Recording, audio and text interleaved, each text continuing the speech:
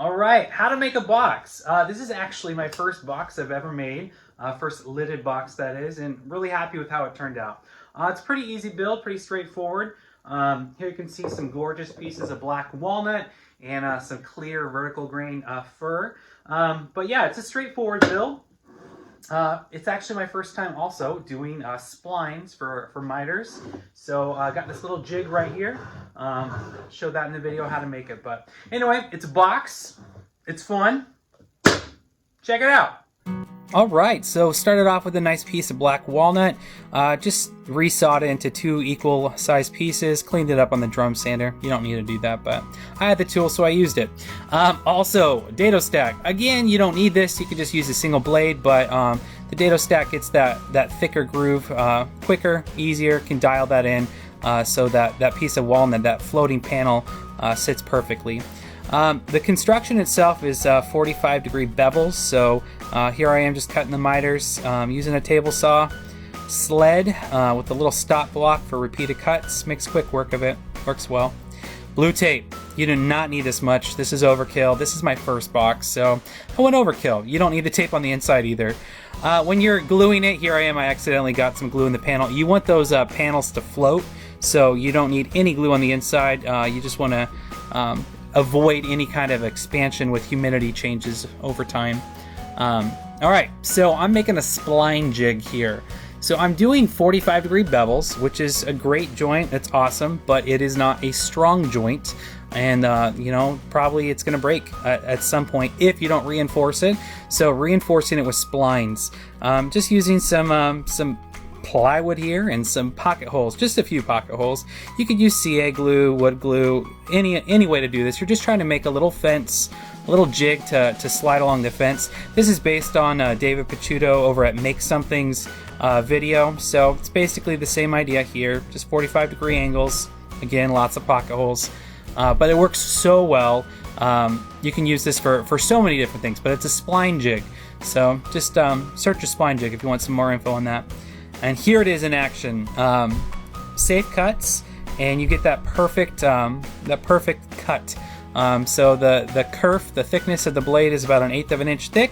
So that nice little thin little cut, and you can add in the thin pieces of wood to reinforce the joint, and it also adds a cool decorative look as well. But I mean, you can see how safe I'm away from the blade. It rides really easily. So spline jig. Just cutting up some pieces here for the splines themselves. So, you know, I have the drum sander. It's a new toy. You don't have to have one, but I was able to sneak up on that thickness just right. Again, here back at the table saw sled, just cutting some little splines, and then just gonna throw them into those little grooves. So, just some wood glue, tap them in. Get it nice and tight, and you can already see just that it provides that really cool contrast. But again, this is also adding a lot of strength to the joint. Then just after a day or so, cut it with a flush trim saw, and you'll see the sawdust is coming down, and I decided to start collecting them because no, I'm not perfect. Of course there's gaps, so we got some sawdust here, the old sawdust trick. Usually use wood glue, but CA glue works as well. Real quick, just threw in some activator and boom, got all those gaps filled, and sanding away. So sanding it down, you can see those splines really already, you can see that cool look. Alright, so many other ways to do this. You could use the bandsaw, other ways. This is not the cleanest cut, but I felt comfortable with this. This was a safe cut for me.